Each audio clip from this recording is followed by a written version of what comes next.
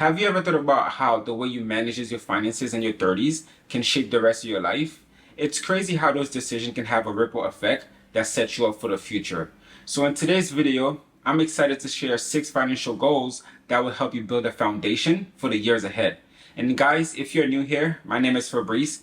In this channel, we talk about personal finance, sustainable fashion, and minimalism. Let's get started. Number 1, career capital. Think of this as the bedrock for your financial future, your foundation, your stepping stone for building everything else. So what exactly is career capital? Well, in simple terms, it's all about the skills that you possess that are both rare and valuable in the job market.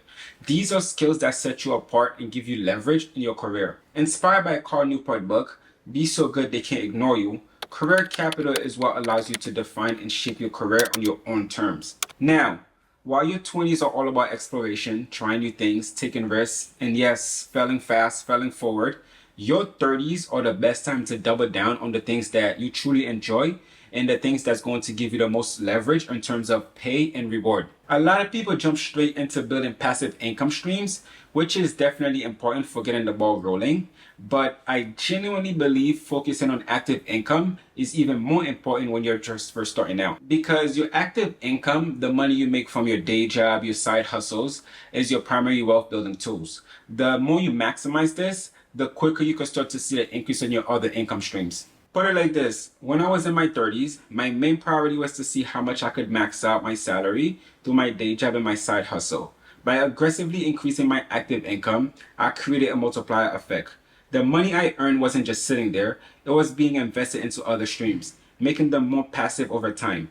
This strategy allowed my investment to grow faster because I was consistently funneling more money into them. So your 30s is all about finding your niche and positioning yourself for the most rewarded opportunities. By focusing on maximizing your active income now, you set yourself up for building a solid financial foundation that can support all your future goals. Number 2, build an emergency fund. So why is having an emergency fund so crucial? Well, think of it as your personal financial safety net because in your 30s, life can throw so much responsibility at you. Kids, mortgages, unexpected bills, and unlike your early 20s, you do not have the same flexibility or options as if things were to go sideways. Whether it's a health scare, job loss, or any other unexpected event, the last thing you want is the added stress of not having enough money to handle it. I keep 6 months of my living expense in an emergency fund. And here's the key thing, I don't ever touch it. It's sitting in a high yield saving account, earning money while it's just sitting there. I even keep it in a separate account that I rarely check because I don't want to be tempted to dig into it. It's purely there to give me a peace of mind, knowing that if something was to ever happen, I have a buffer to depend on. The general rule of thumb is to have at least 3 to 6 months of your living expense saved up.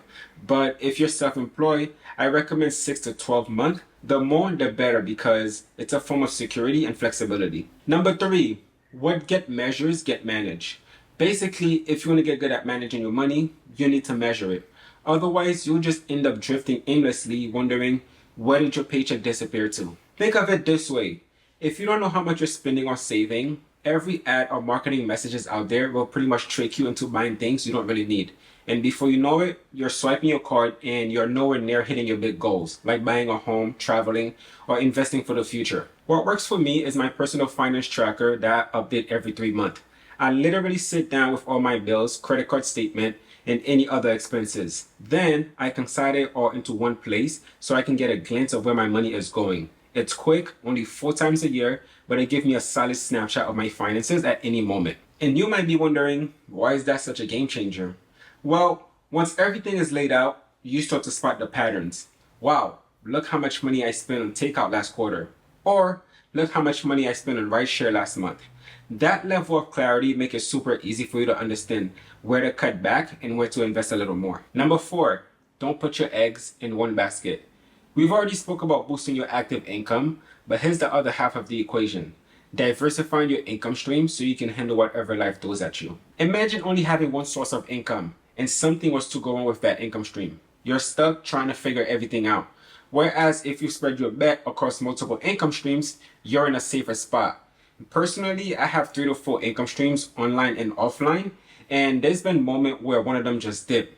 Fortunately, I was okay because I had another one picking up the slack. For example, one of my income stream is freelancing, but because of the whole AI advancement and shift in the market, that income stream has slowed down dramatically. But it hasn't stressed me much because I'm still earning money from other projects. It's like most people who are working at a corporate jobs, right? It takes one decision from the higher up to change your entire life. And I've seen this happen to so many friends and colleagues who thought that their job was guaranteed, only to face layoff and restructuring. So don't rely solely on a company or a single source of income because you've been loyal. The best thing you can do is to give yourself option by planning for multiple scenarios and diversifying the way you make money. Moving on to our fifth financial goals. This one might be one of the most important one, especially if you're aiming for true wealth. Make money work for you. It's an extension of diversifying your income, but it's more about shaping the way you want to live 10, 15, or even 20 years from now. Here's the thing.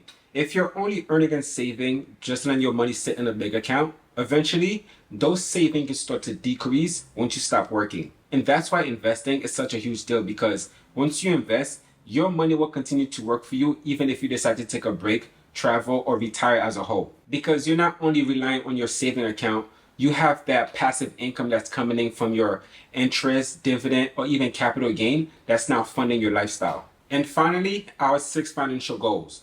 Paying off your consumer debt and credit card debt. Now, everybody has their own take on debt, but here's my own personal view. I think most debt can and should be avoided, especially credit card debt, because it kind of feels like a trap.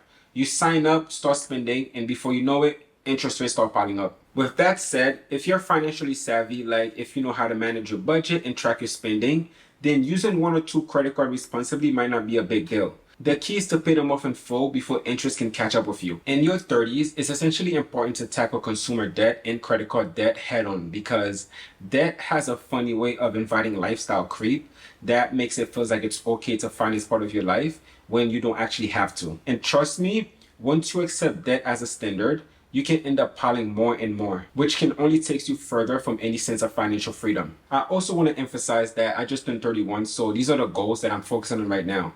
It's not about trying to follow someone else's timeline or trying to keep up with whatever you see online, because we all have our different timeline and we all have our own obstacle to overcome. Success is not a one size fit all, right? Some of us might take longer to pay our debt to start investing, and that's completely okay. So that's it for my list of 6 financial goals to work on in your 30s. And if you find this video informative, don't forget to like, subscribe, and push the notification bell. And if you're looking for more tips, I'll leave you guys with another video that you might enjoy. So thank you guys, and I'll see you guys on my next video.